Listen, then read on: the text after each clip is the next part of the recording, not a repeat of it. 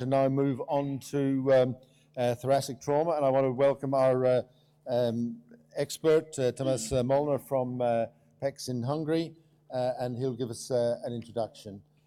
Just reminding any late comers, anyone who's in the audience who's in, please use the app. Go to the app, go to the postgraduate section, click on that, and you'll find that there's a category for voting, and you can vote along with the teams. Okay, Tamas, please. Well, thank you. Good morning. This is a blood, sweat, and tears session. So the chest trauma. Could we proceed? Or? Yeah. All right. Sorry. Major chest trauma is responsible for 1/3 or 1/5 of a preventable death, but it's quite rarely monotrauma. The hemorrhage and the lung parenchyma problems are in the focus of our interest. The problem is that in the average thoracic surgical department, the caseload is low, usually less than 5 procedures per year. I'm talking about the major cases, and there are no two similar cases. When we are discussing these differences between the trauma and the thoracic surgery, the general thoracic surgery, the principles are different.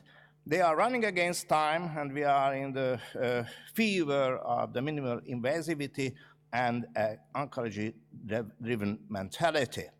The mindset of the thoracic surgery is for the individual lung cancer case. These are complex decisions, full pre-op checkups as we saw it, more or less pre-identified pathology, and we are working in a properly structured and controlled environment. And our evidences are well-based, usually level 1 or 2. On the opposite side, the decisions are based on common sense and trauma, and chest trauma included. The decision-making trees are short. They have an unknown patient. The condition is severe. Under pressure of time, we are, as thoracic surgeons in this situation, out of our comfort zones, and the level of evidence is low, as actually randomization in acute trauma is a dream.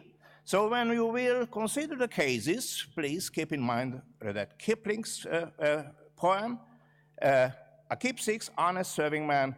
They told me all I knew. Their names are what and why and when and how, where and who.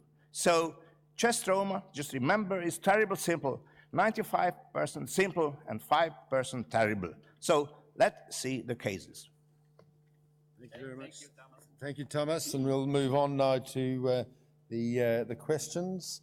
Do you want to take a seat on that? And we'll... So the topic is thoracic trauma, and the first section is going to be emergency and resuscitative, and we're going to ask Team Europe to present their scenario and pose their questions. Rory Beattie. Thank you. Okay, so this is a 73-year-old male. He's a background history of peripheral vascular disease and chronic obstructive airway disease. He had a witness loss of consciousness while driving and was involved in a high-speed collision at 120 kilometers per hour. He was cut out of the car, and his Glasgow coma scale was 8 out of 15 at the scene. He arrives in the emergency room by ambulance. On arrival, he's an ET tube in situ. He's saturating well on 100%, and he's reduced air entry down his right-hand side. He's a right-sided chest drain inserted with 900 mils of blood out. He's hypotensive and tachycardic with a metabolic acidosis. He's a pelvic binder in situ, and his long limbs are intact. His pupils are equal and reactive. Fast scan in the emergency room shows no tamponade, a right residual pleural effusion, and a small amount of free fluid in the abdomen, although that's somewhat uncertain. So, question to Team Asia, what is the next step in the management plan? 1, initially 2 litres of warm crystalloid and diagnostic peritoneal lavage. Number 2, O-negative blood, tranexamic acid, then whole body CT. 3, permissive hypotension, urgent transfer to theatre for damage control thoracic laparotomy, or an urgent transfer to hybrid operating theatre for minimally invasive surgery and angiographic control with rib fixation on the way out. Okay. So you have 30 seconds to formulate your answer. And audience, this is your time to vote.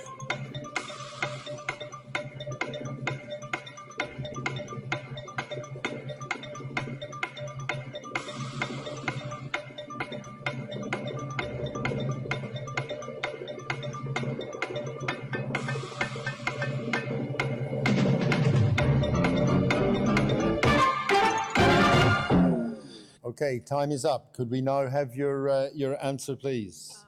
We would like to go for. Hang on, just get the microphone on, please, for Team Asia. Can't hear you. Hello. Yes, okay. That's it. We can hear now. I would like to go with the option of 3. While the initial traditional teaching was that we should first manage shock by giving 2 liters of warm crystalloid, and diagnostic peritoneal lavage would not be a good option right now because he has a right pleural effusion with some fluid in the abdomen. O negative blood and tranexamic acid are the correct choices to think of, but whole body CT in a patient in shock is not to be considered. As far as the third option goes, urgent transfer to hybrid operating room with minimally invasive and interventional angiographic control with plate fixation on the way out seems a little ambitious and may not be a very, especially for the plate fixation of rib fractures on the way out, seems like not a part of damage control, and the patient seems to be in shock. So I would limit my choice to permissive hypotension and urgent transfer to theater for damage limitation thoracoleprotomy. So Asia's answer is number 3. Okay? Is correct. Number 3. Asia, you're number 3. Number 3, yes. Okay, so we'll now move on. Rory, the second part of the scenario, please. So the same scenario. This patient went for a whole body CT. It showed a small subarachnoid hemorrhage, a thoracic spine injury, extensive right-sided rib fractures, and a small remaining hemothorax. It had a grade 2 liver laceration. The liver injury was treated conservatively. The thoracic spine was fixed on day 2 after admission, and the patient was cared for in intensive care. It had a repeat CT head on day 2 that showed a left-sided infarct, which would explain the initial loss of consciousness while driving. So day 3 after admission, the thoracic surgeons are asked to re-review the patient to consider the role for chest wall fixation. On review, he's still intubated. On weaning sedation, he does not obey commands. He's moving his left upper and lower limbs, but no movement on the right-hand side. He's oxygenating well, and on a trial of spontaneous breathing, he has paradoxical movement on his right chest. The neck collar remains in situ, and there's a concern about an occipital condyle fracture, for which he's awaiting an MRI.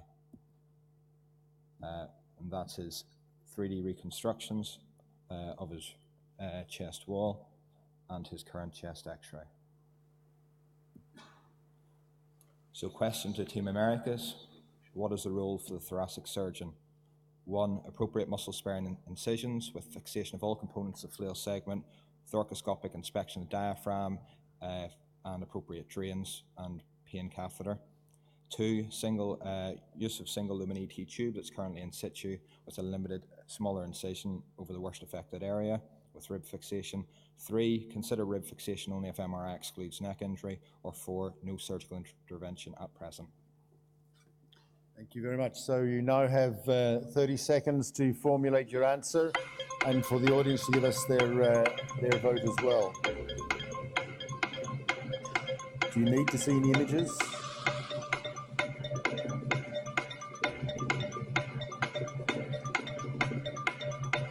Okay, 15 seconds left.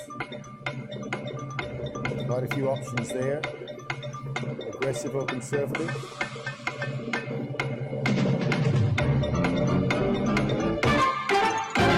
Okay, your time is now up. Could we have your answer, please, Americas? After discussion here with the team, we believe that the best answer in this scenario is number 2 with some, considerations. We believe that in this patient with multiple trauma, multiple comorbidities, a limited intervention would be in his best interest. It seems like there is an indication to fix his flail segment.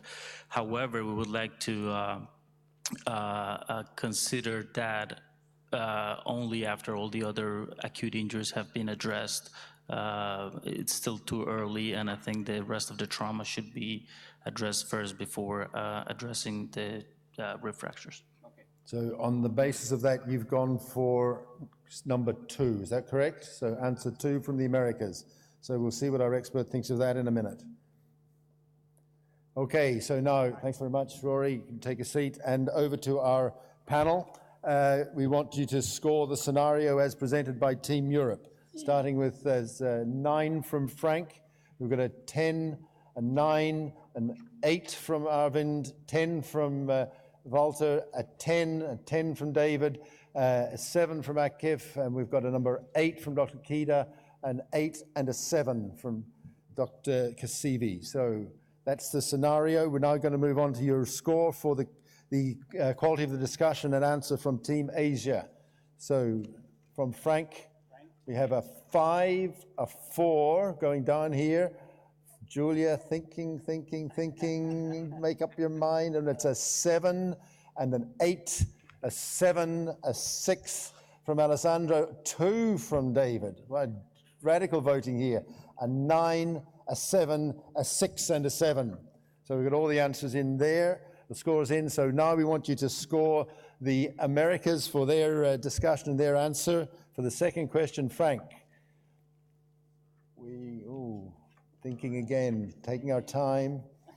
Oh, he hasn't played Strictly Come Dancing, has he? Number 7 and a 6, a 7 and a 7.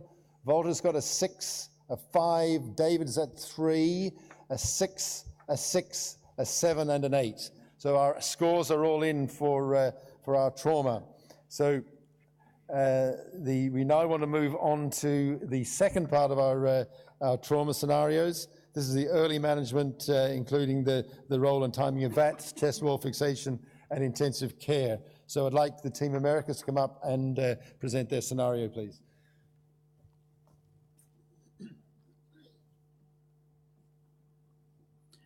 So this case is a 48-year-old male patient that is brought to the emergency room by paramedics after a motorbike accident with mild head injury, transitory loss of consciousness, hemodynamically stable, but in respiratory distress. In the emergency department, he underwent chest tube insertion and 280 milliliters of fresh blood come out with a severe air leak. The chest x-ray was as follows. There are multiple rib fractures and a left shoulder crush at the costoclavicular area, injury with fracture dislocation of the left sternoclavicular joint with suspected scapular fracture. A CT scan was performed showing pulmonary contusions, subcutaneous emphysema, pneumothorax, and rib displacement as shown in the pictures. A CT scan with 3D reconstruction, evidence of flailed chest from the 2nd to the 5th rib. Question to Team Europe. In the present case, all of the following indications to surgical stabilization of the chest wall by rib fixation are correct, except okay. Number 1, to manage acute respiratory failure associated with the flailed chest and decreased pain, to shorten mechanical ventilation time as well as days in the ICU, to decrease the incidence of pneumonia, the likelihood of undergoing tracheostomy, to speed up recovery to work, which makes the procedure cost effective, or number 5, to decrease the mortality rate. Okay. Voting starts now. You've got 30 seconds to give your answer. Audience, you've also got your 30 seconds. With the theme music building in the background.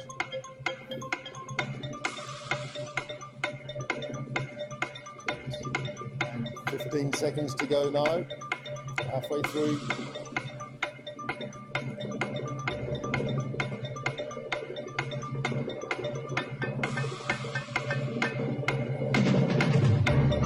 So that's your time up. Now, let's hear from Team Europe, please. What is your answer to this question? So we're going for option number 5. It does not decrease the mortality.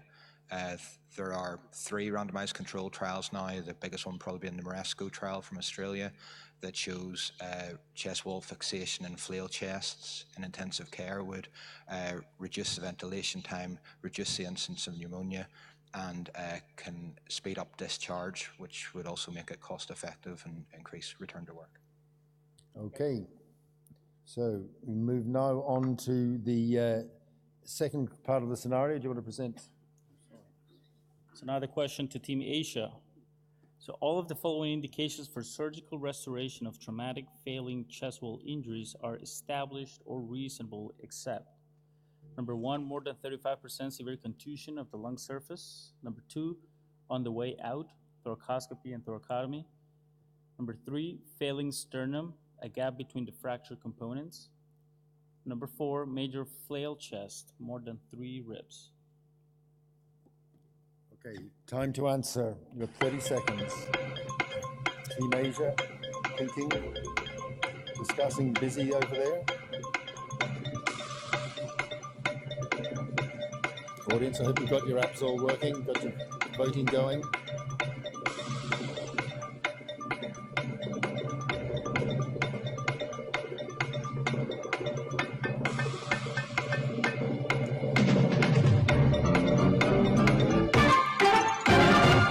That's your time up now. Team Asia, could we have your answer, please? So failing sternum and the gap between fractal components are the reason why we do this chest wall fixation. And major flail chest, more than 3 ribs, is another indication. And sometimes we do this procedure on the way out with this diagnostic approach.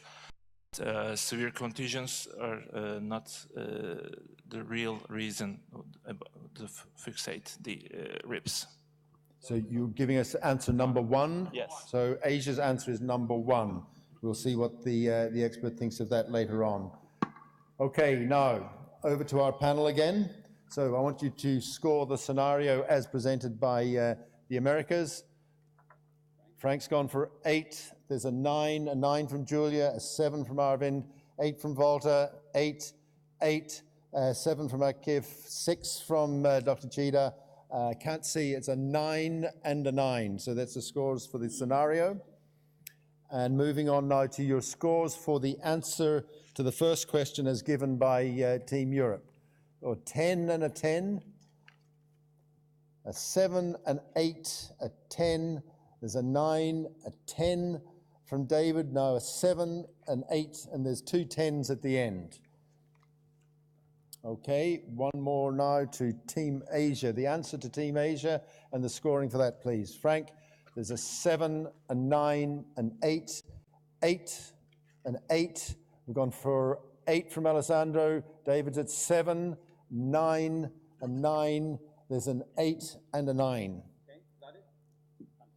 Okay, so that's our scores completed for that section. We're now going to move on to the third scenario, and we ask Team Asia to present intervention for complications and late sequelae.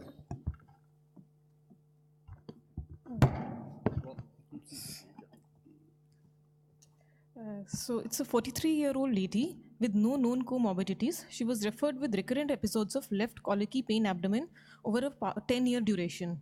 The pain started 18 months after her fall from her terrace. She fell from a height of approximately 8 feet.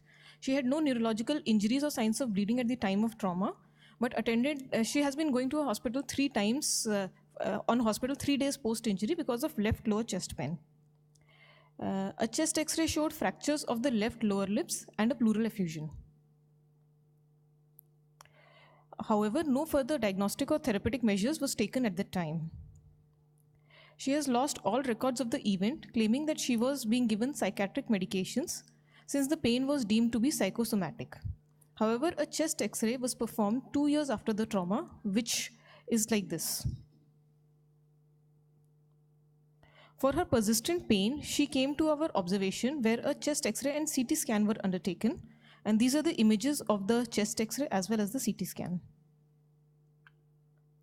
So the question to Team Americas is, all of the following CT images are suggestive of a diaphragmatic injury except.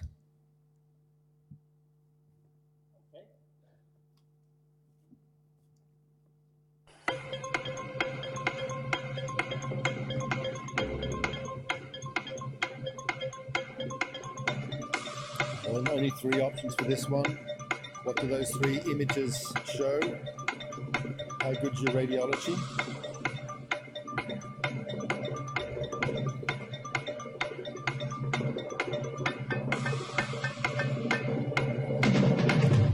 Your time is nearly up, and that's it up now. We now have your answer, please, Team Americas. We believe that the image in number 2 does not show a diaphragmatic injury or is not suggestive of that. The cuts are quite low at the level of diaphragmatic crurae, and it's not possible to look at the level of the diaphragm at that point. Instead of number 1 and number 3, there is clear evidence that is higher cuts and that there are abdominal contents in the left chest. So we believe the correct answer is number 2. Okay, so answer number 2 from the Americas. We'll now go on to the second part of our scenario. So which of the following will be the next step in management of this patient?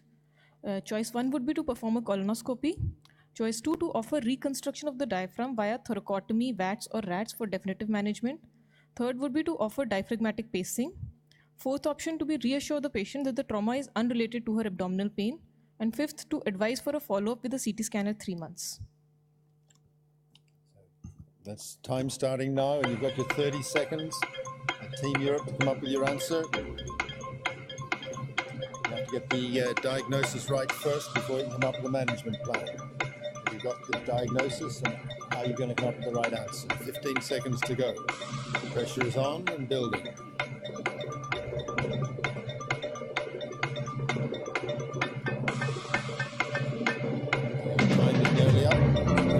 Rises. That's it. Time is finished. Could we have your answer, please, Team Europe? So I think there was a CT scan there before. It did show what looked like a diaphragmatic rupture.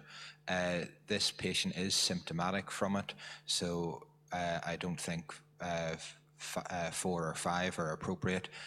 There's no indication for diaphragmatic pacing, and colonoscopy would give us no real more information than we already have.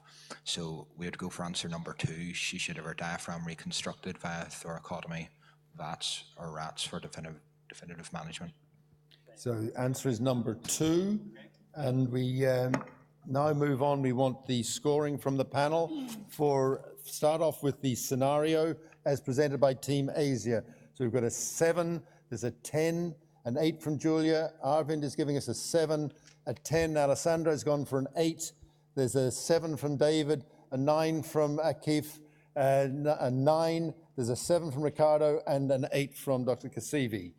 So moving now on to the answer as given by the Americas. 9, a 7, a 7, an 8, a 9, a 7, a 7, an 8, a 9, a 9, and a 9. All 9s at the end. So moving on for the final answer, did they get the diagnosis and the management right from Team Europe? We've got a 10, a 10, a 9, coming up a 9, a 10. We're scoring well here. 10, 10, 9. Dr. Cheetah's gone for 7. Ricardo's at 9, and Steve's got a 9. So there are answers for Team Europe. Okay. Now, I would like you to come up, Tamas, and give us the correct answers, and we'll get you to look at the audience and then a wrap-up after that. So go through the correct answers first. Thank you. The team's task was quite complicated, as this is a low evidence topic, as I said. So what is the next management step? Initially giving crystalloid or the O-negative blood, the permissive hypotension and urgent transfer to damage control, or urgent transfer to hybrid operation and doing the job well. The second question, the second answer was the correct one, and that's the Kipling's what answer. The next one was what is the role of the thoracic surgeon. The first 3 answers were active, surgically active answers. However, the correct solution is no surgical intervention warranted at the present, and that's the Kipling's why answer. So the early management, including roller and timing of watts and the chest wall fixation, the exceptional case was to decrease the mortality rate because all of the other positive sites are more or less proven and evidenced. These are the papers presenting these evidences. Yes, that's the surgical solution and the end result. The next question referred to the chest wall injuries, and the only one exception is when the lung surface contusion has a high degree. In any other cases, yes, the operative solution is possible, and it's supported by the ESTS textbook. The late complications story is that was an image-related thing, and the third solution was the proper one. And we have a good explanation of the different signs, which are the evidences of diaphragmatic injury. And the last part was what to do. And the solution, yes, offer a reconstruction of the diaphragm, and it's up to the surgeon's choice and the possibilities which way to go in and to solve the problem. Yes. So could we now go through the audience votes for the first question? Pretty clear now that the modern management is to start off with O-negative blood and tranexamic acid. Obviously, the patient was able to resuscitate enough to get a CT. The second question split straight down the line, really, between the first and the last question. But because of the comorbidities, no surgical intervention was warranted. I thought the Americans were going down that line because they said they were going to wait before they made their final decision, but actually they opted for the incorrect answer. Next question, again, quite split across the whole range there, but the correct answer was number 5. And the next question, we all agree more or less that lung contusion, you've got to be very careful about operating on anyone with lung contusion. Okay, and the radiological question split again, and 43% got the correct answer. And the next question was fairly clear. I think Europe had an easy discussion there. Good discussion, but an easy answer for number 2. Okay, and is that all our questions? If that's all our audience voting, we'll now get a wrap-up from Dr. Molnar. That's yeah. It will come. Yes. So it's very important to have a correct taxonomy, what we call what.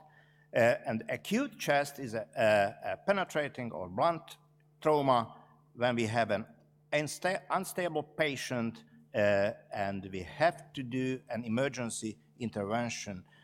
In the urgent cases, that's a different piece of cake. The patient is stable. We have time and place to go through the whole diagnostic chain, like flail chest, and it's very important that that's a lack of significant bleeding, and the late sequel, hematoma, empyema, thoracic, things like this. In acute chest injury, we have to arrest the bleeding and during the pleural space. The urgent cases, there are complex decisions, and a trauma intensivist team should be asked to come and make a common decision. And the late sequel, yes, it's an elective procedure, more or less similar to the empyema thoracic surgery, planned intervention, and that's where the watts and reds obviously have room to play. We have to control the bleeding first drain and thoracotomy if it fails, or in a few cases, straightforward thoracotomy. And the air escape is for drainage and the ventilation also. We have to differentiate between the penetrating and the blunt injury because two policies to be followed, and it's for the very beginning of the history. The space occupation and the bleeding are tasks to cope with. The diagnostics should be simple and quick, and I have to repeat myself again, we have an unknown patient and there is no room for learning curves at that stage. So the clinical picture and the basic images will direct us. We are not alone. The blood and the air in the pleural space is for the surgeon, but the parenchymal level injury is for the intensivist or the ECMO or other issues. Of course, if it's a cardiac injury, no need for picking up the phone, but go for it and do the thoracotomy, which should be simple, quick, big enough, and the chest wall is forgiving, but the bleeding is not. My personal preference is for the left anterolateral thoracotomy. What's in acute trauma, I have to emphasize again, it's acute. We have an unstable and unknown patient, a lung contusion, an unknown anesthesiologist in the middle of the night. We don't know how familiar she is with the double lumen intubation, and we are under the pressure of time and out of the comfort zone. So just to compare and think, for the frail chest, anchorage of the free segment is the main issues, and we don't buy 10, 12 days only. So the evidences are lacking in condition of the underlying lung, the degree of the parenchyma injury. It's a physiology rather than the anatomy. The ribs are not weight-bearing bones. It's very, very important. Thank you. And what's about the fate of the metal pieces what we are putting in afterwards? Migrations, things like this. So there are the semi-urgent and late complications. Yes, room or definite indication for warts and rats. So at the end, be the captain of your soul and your team. Draining should be the first thought, and thoracotomy in special cases. And the take-home message is the chest trauma is a drain and see situation scenario in the majority of the cases. The lung contusion is an absolute caveat. There is a life on the other side of the diaphragm too. Damage is for control and not for panic. And festina lenta, as the Latin says, hurry up slowly. And the next scenario, please. Thanks very much, Tamas. You've got some very wise words from a senior head there with a lot of experience in trauma. So thanks very much for the teams and the panel for the topic of thoracic trauma. I'm going to hand over to my co-chair, Enrico, for the next section.